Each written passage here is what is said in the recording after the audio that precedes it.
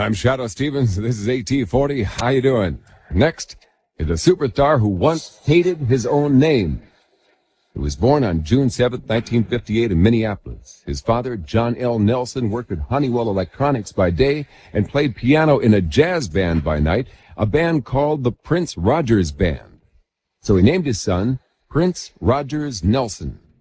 And when young Prince was a tot, he hated that name. Kids at school, even friends, would give him a hard time.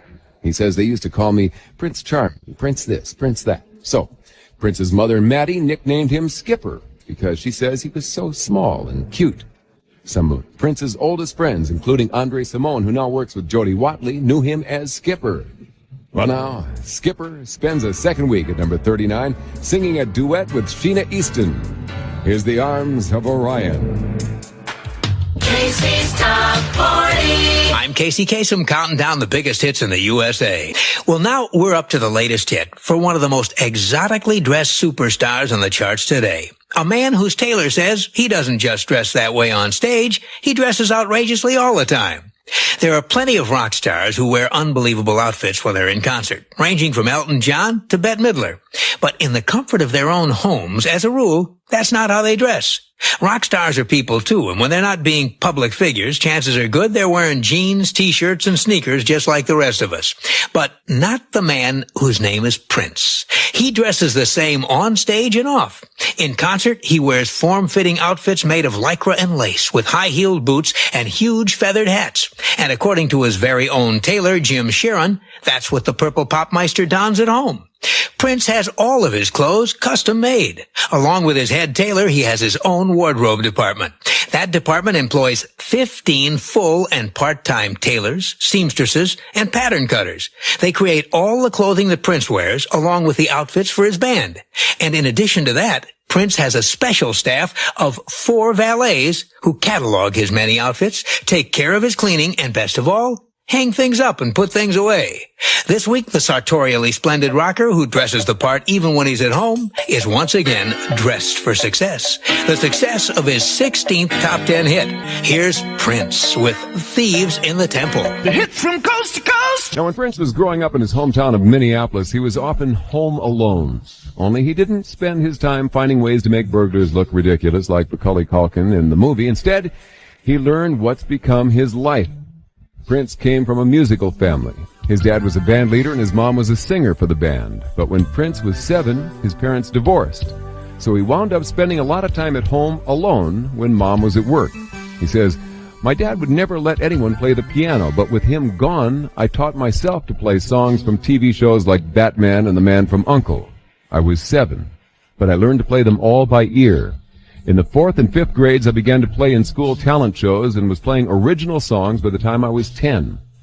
Eventually, Prince learned to play a lot of other instruments too, like the saxophone, drums, synthesizers, and guitar. In fact, he often plays most, if not all, of the instruments on his albums. American Top 40. I'm Shadoe Stevens. A couple of weeks ago, Prince was visiting a club in South Beach, Miami, Florida.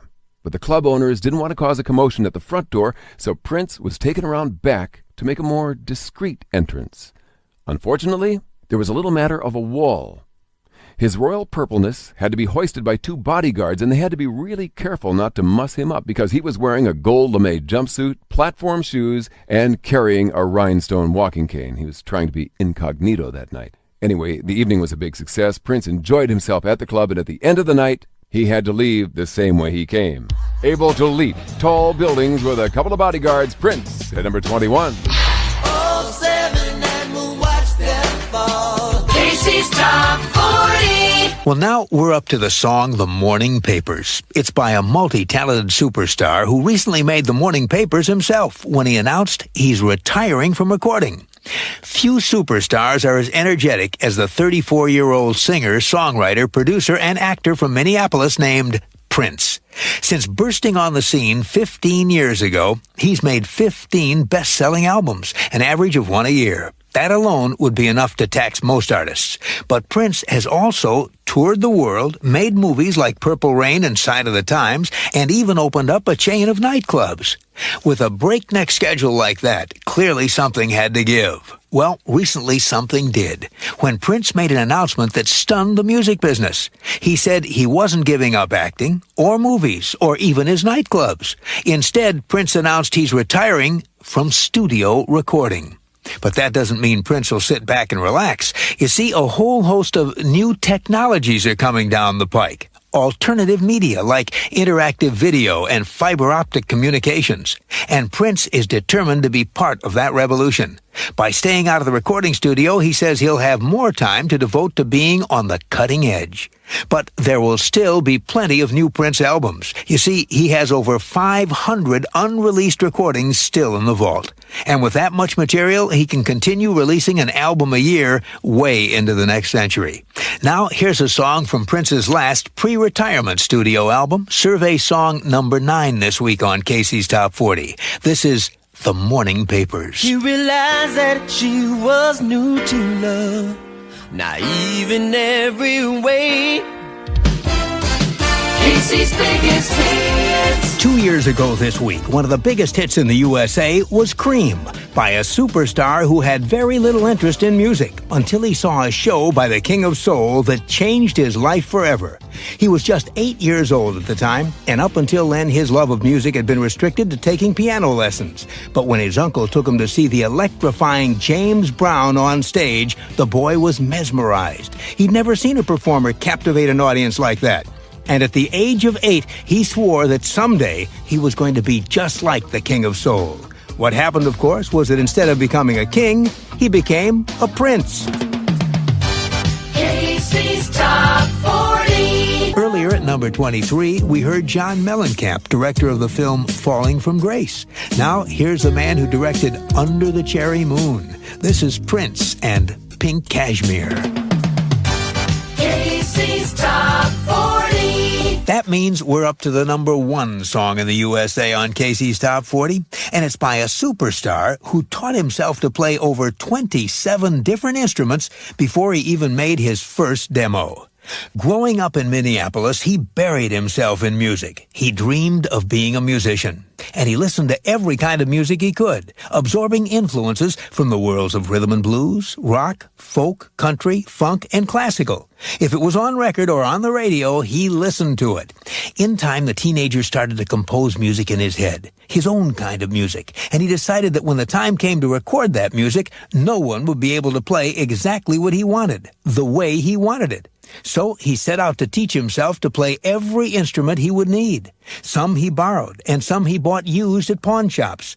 And in between sleeping on the floor of a recording studio where he worked as a gopher, he taught himself to play over 27 different instruments, including guitar, piano, keyboard, and drums. Then, and only then, did he make his demo, playing every single part.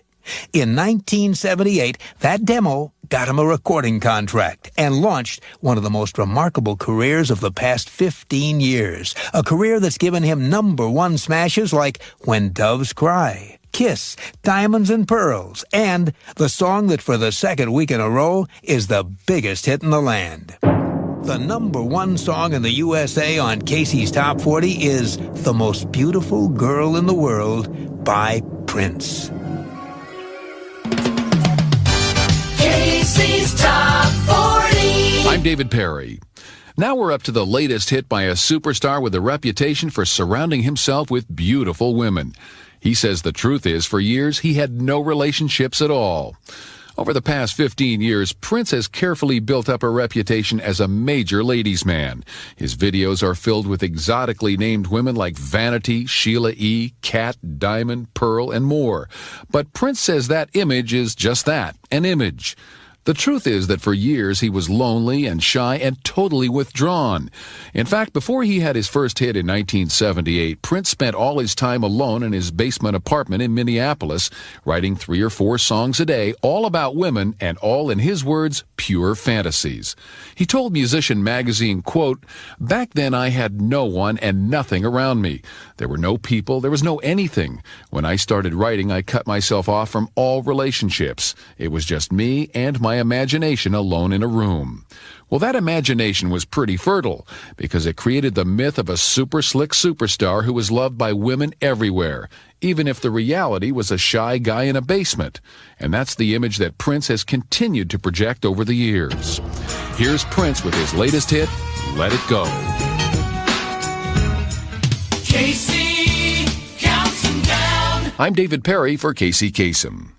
Bonnie Raitt has been clean and sober for the past 9 years, and she says she owes her sobriety to a pop superstar, not by what he said, but by how he looked.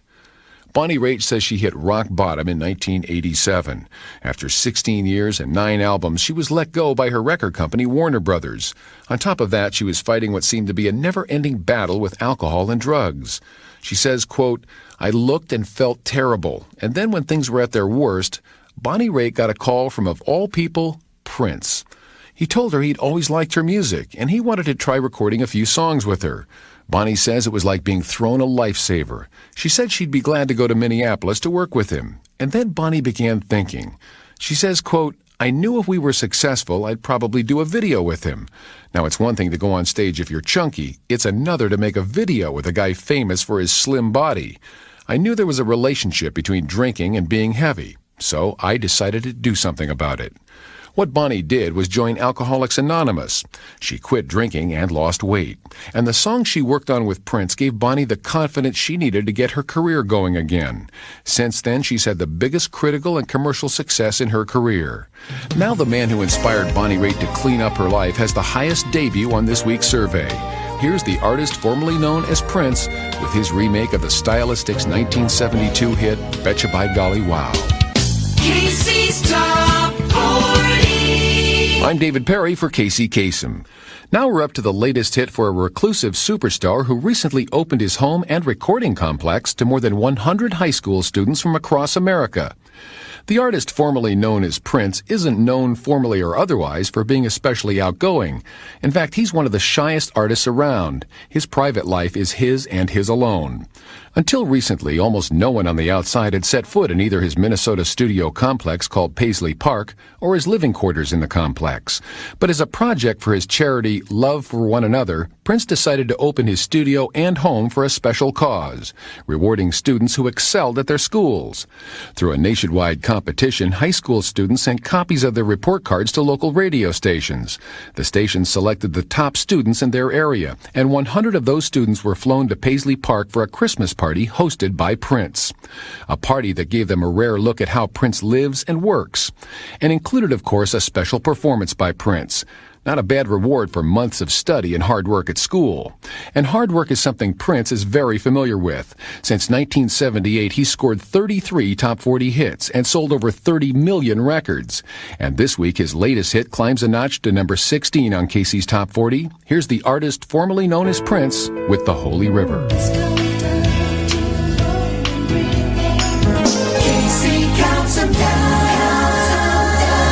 Well, now we're up to an American Top 20 Extra by Prince, a star whose lifetime of on-stage splits is landing him on the operating table. If you've ever seen him on stage or in one of his videos, you know that Prince doesn't stand still for very long. He's always doing splits and slides, spins and leaps. All that, plus his taste for high-heeled boots, have left him in terrible pain. So at age 49, Prince is undergoing hip replacement surgery.